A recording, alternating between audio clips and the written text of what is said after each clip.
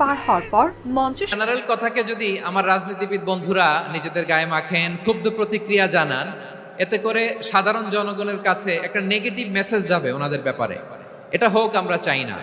এদেশের যত এই যে আমার ভাইয়েরা, এই যে আমি আমি এই যে কথা বলতেছি সাদা টুপি, ও আচ্ছা আচ্ছা, চলে যাবেন না, একটু জায়গা দিয়ে দেন ওনাকে।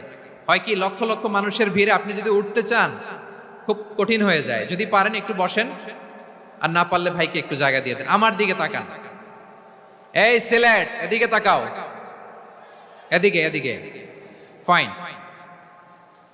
তো আমার প্রিয় রাজনীতিবিদ বন্ধুদের আমি বলবো, কথাটা ছিল ভেরি জেনারেল, এটা নিজেদের গায়ে মাখানোর কোনো দরকার নাই।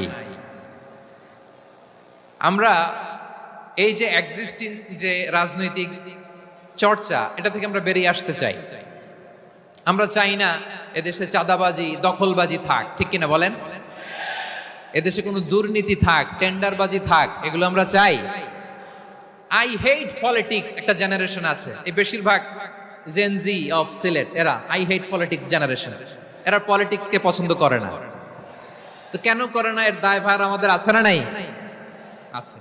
এবং আমরা দেখেছি ক্ষমতার পালাবদল যখন হয়, এক সরকার যায় আরেক সরকার আসে, তখন দুর্নীতির ফিরিস্তি আমরা জানতে পারি, এর আগে জানতে পারি না। প্রতিটা দলের ভেতরেই আমরা এই বাজে চর্চাটা দেখেছি। সো এখন আমাদেরকে শুধরে নেওয়ার সময় এসেছে। এটা এই সুন্দর সময়, নতুন প্রভাতের বাংলাদেশ, নতুন ভোরের বাংলাদেশ, এই সময় আমরা কাদা ছোড়াছুরি যেন না করি। আমাদের শপথ নেওয়ার সময় এসেছে। প্রতিটি দল, নিবন্ধিত 48টি, সবগুলো দলের এখন শপথ নেওয়া উচিত যে আমরা কোনোদিন আর চাঁদাবাজি করব না, টেন্ডারবাজি করব না, দখলবাজি করব না।